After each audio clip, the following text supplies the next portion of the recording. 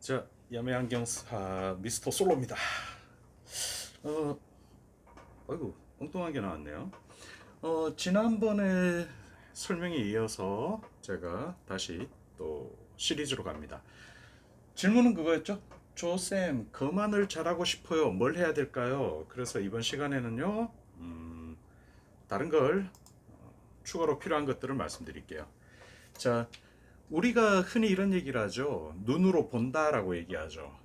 근데 이건 논리적으로 맞진 않아요. 왜냐 그러면 우리는 어떤 사물을 눈으로 보는 게 아니라 뇌로 보는 겁니다. 눈은 그냥 통과하는 장치에 불과하죠. 자, 이걸 왜 먼저 말씀드리냐 그러면요. 우리가 정확한 검안을 하기 위해서, 그 다음에 제대로 된 처방을 하기 위해서는 이 개념을 정확하게 이해하셔야 돼요. 자, 우리가 눈이 있죠? 그 다음에 이거는 시신경, 회로죠. 그 다음에 여기가 뇌입니다. 저는 이걸 어떻게 표현하냐 그러면요. 카메라라고 얘기해요. 어떤 카메라? 디지털 카메라 두 개입니다. 이 두 개를 통해서 전자회로를 통해 가지고 신호를 보내고 CPU, 뇌를 그냥 CPU라고 생각해요. 이 CPU에 정보를 보내면 뇌에서 이미지를 처리를 하는 거죠. 그래서 물체를 인지하고 거리감이라든가 각도라든가 이 모든 걸 다 하죠. 어떻게? 카메라 두 개의 삼각 측정법을 이용해서 이 모든 것들을 계산을 해내는 거고요. 그 다음에 입체라든가 이런 것들을 다 느끼게 되죠. 한쪽이 문제가 생기면요. 당연히 이런 기능들이 일부 제한이 되겠죠. 자, 그래서 우리가 가장 쉽게 제가 왜 디지털 카메라라고 얘기하냐 그러면요.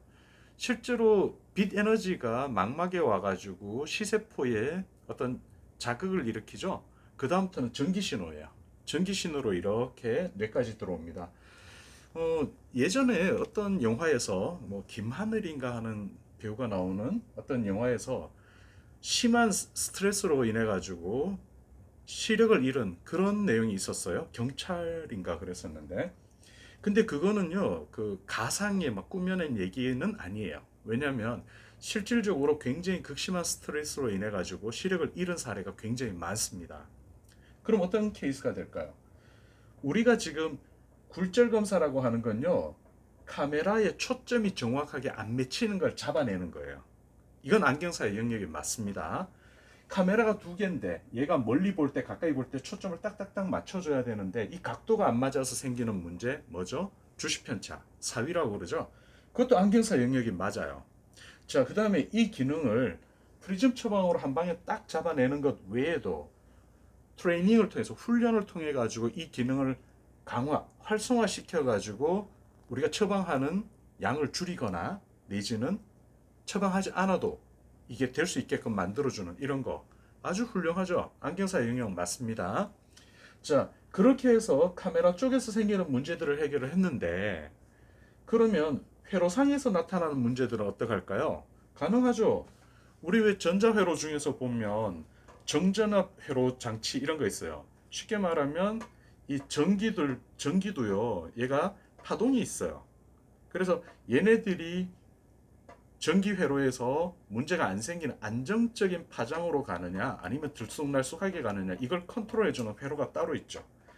어디에 해당되냐 그러면요. 우리가 뭐 제가 굉장히 좋아하고 오랫동안 공부했던 칼라 테라피 같은 경우 여기에 해당이 되겠죠. 필터 렌즈예요. 단지 칼라만 있는 건 아니에요. 이를테면 평광도 하나의 필터 렌즈입니다. 그걸 통해서 전기 신호를 얼마나 안정화시킬 수 있느냐, 뇌에서 거부감 없이 받아들일 수 있게 하느냐, 이런 것들을 컨트롤할 수가 있죠. 이것도 안경사 영역이에요. 근데 수술을 해가지고 해부를 해서 다시 껴 맞추는 거 이건 아니죠. 우리 역할이 아니에요. 대신에 이런 건 있죠.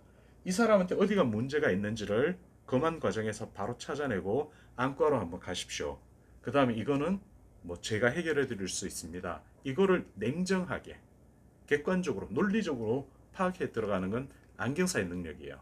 자, 그래서 뇌 같은 경우에도 우리가 일부분 도와줄 수가 있겠죠. 뭐 우리 굉장히 많이 들었잖아요. 얼렌증후군 이러는 거. 그거는 회로하고 상관없이 또 뇌의 문제예요.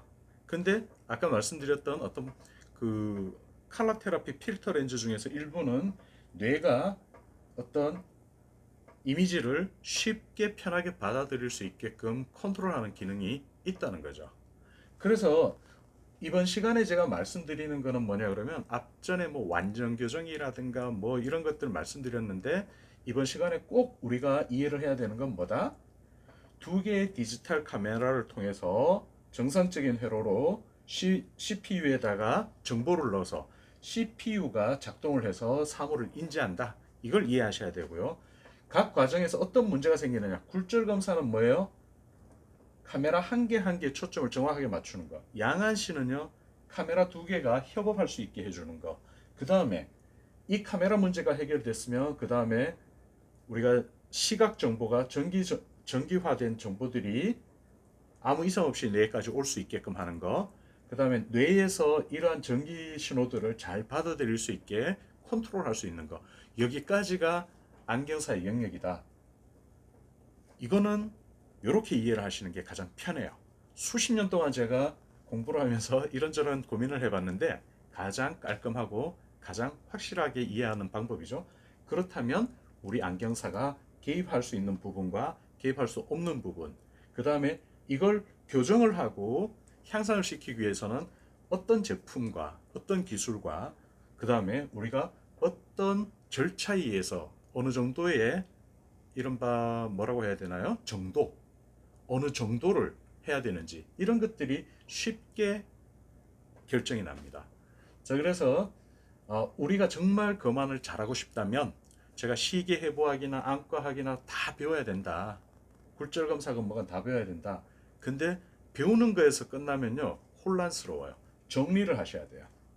이렇게 정리를 하고 들어가신다면 이때까지 복잡했던 정말 고난이도의 손님들 별거 아니에요. 쉽게 해결할 수 있습니다. 자, 그래서 이걸 꼭 기억해 주십시오. 다음 시간에 뵙겠습니다.